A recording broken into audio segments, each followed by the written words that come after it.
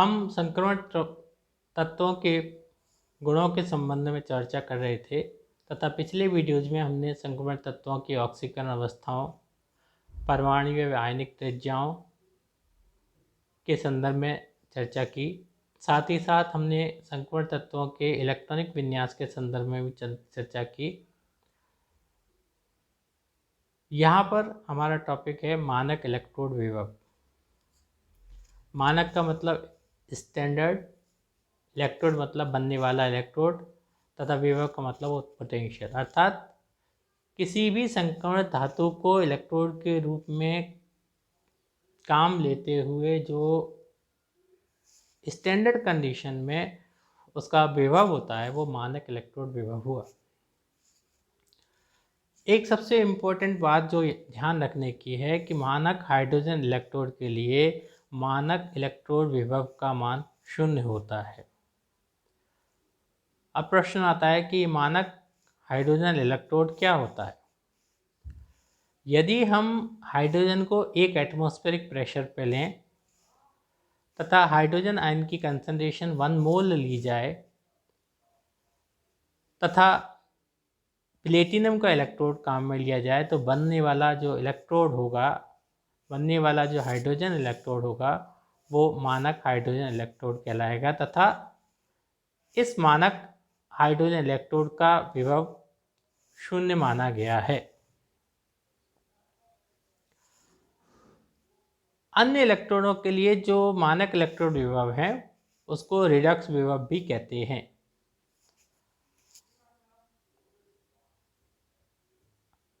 IUPAC नियमों के अनुसार अपचयन विभव को लिखने की प्रथा है। हम किसी भी ऑक्सीडेशन रिडक्शन रिएक्शन को या तो अपचयन के रूप में लिख सकते हैं या ऑक्सीडेशन के रूप में लिख सकते हैं, पर IUPAC के नियम में एक प्रथा बना ली गई है कि जो अपचयन का विभव होता है, अर्थात आयनों पर इलेक्ट्रॉन जुड़ने के प्रोसेस के दौरान जो लिखा जाने वाला विभव होता है वो कन्वेंशन के रूप में लिया जाता है। अब इस रिएक्शन में देखें, यहाँ पर अग्र अभिक्रिया अपचयन को प्रदर्शित करती है। मानक अपचयन विभव का मान धनात्मक होना धातु की ऑक्सीकारक प्रवृत्ति की ओर इंगित करता है। तो अगर मानक अपचयन विभव का मान धनात्मक है, पॉजिटिव है, तो वो धातु एक ऑक्सीकारक के रूप में काम करेगी, अर्थात वो दूसरे पदार्थों को ऑक्सीडाइज करेगी या ऑक्सीकृत करेगी। तो जितना मानक अपचयन विभव का मान धनात्मक ज़्यादा होगा उतना ही वो धातु अधिक ऑक्सीकारक होगी। मानक अपचयन विभव का मान ऋणात्मक मान धातु की अपचायक प्रवृत्ति को दर्शाता है। जिस प्रकार से धनात्मक मान ऑक्सीकारक प्रवृत्ति की ओर इंगित करता है, ऋणात्मक मान का होना अपचायक प्रवृत्ति की ओर दर्शाता है, अर्थात अपचायक प्रवृत्ति वहाँ पर उतनी ज़्यादा होगी।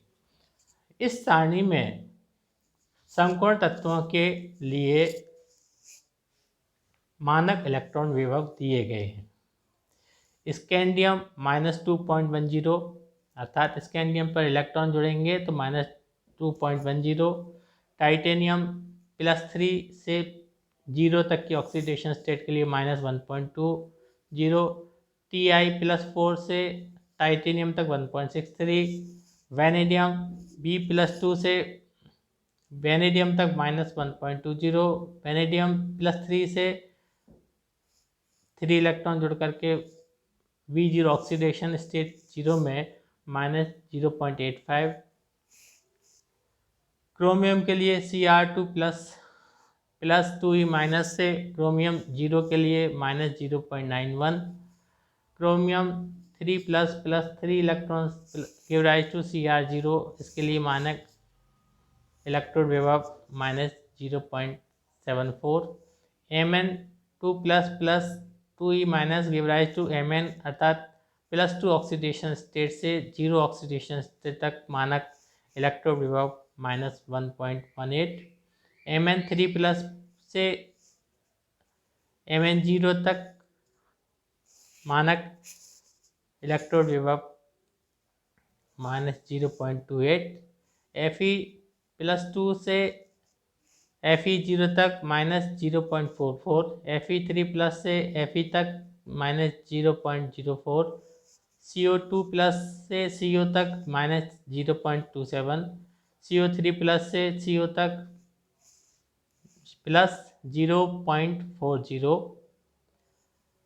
निकिल+2 से निकिल 0 तक -0.25, Cu प्लस से Cu तक +0.52, Cu2 प्लस 2e माइनस से Cu तक +0.34।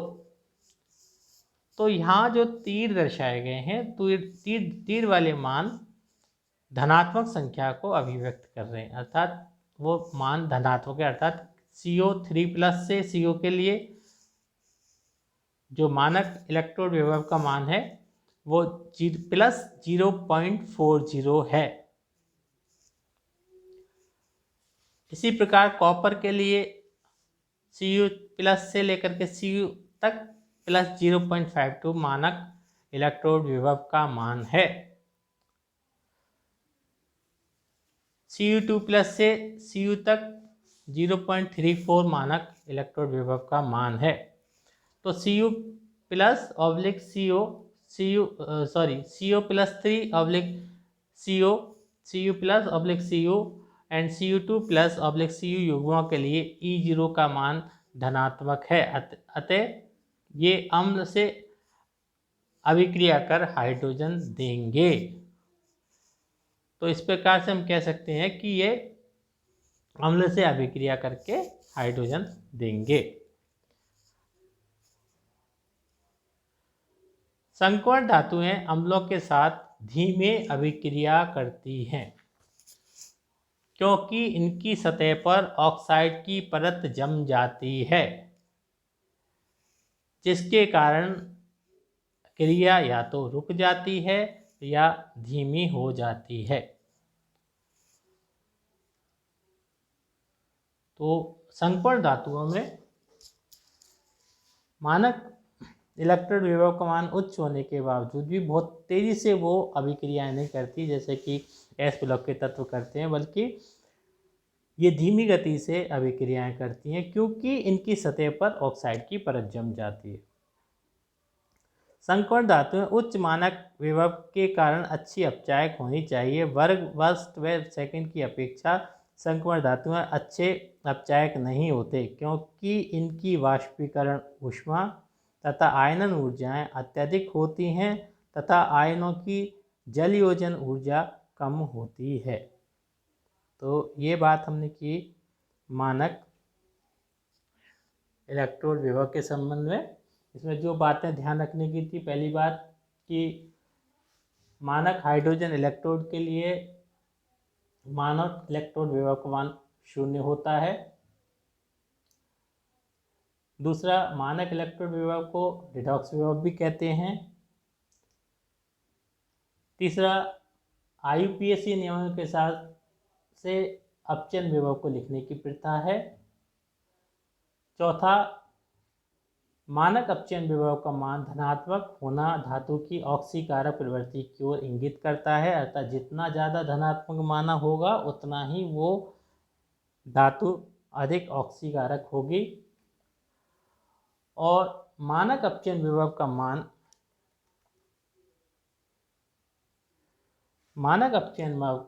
मान ऋणात्मक होना धातु की अपचायक प्रवृत्ति को दर्शाता है। समकोण धातुओं में CO3 plus oblique CO, Cu plus oblique Cu, Cu2 plus oblique Cu युग्मों के लिए मानक इलेक्ट्रॉन विभव का मान धनात्मक होता है। तो ये अपना बेहद इम्पोर्टेंट टॉपिक है। दूसरी बात यह है कि इसमें ध्यान रखने की बात है कि उच्च मानक विभव होने के बावजूद भी ये अच्छे अपचायक नहीं होती हैं क्योंकि इनकी बाष्पीकरण की ऊष्मा आयनन ऊर्जाएं अत्यधिक होती हैं तथा आयनों की जलयोजन ऊष्मा कम होती है। ये इनका एस ब्लॉक एलिमेंट तथा एस ब्लॉक एलिमेंट से इनका भेद है।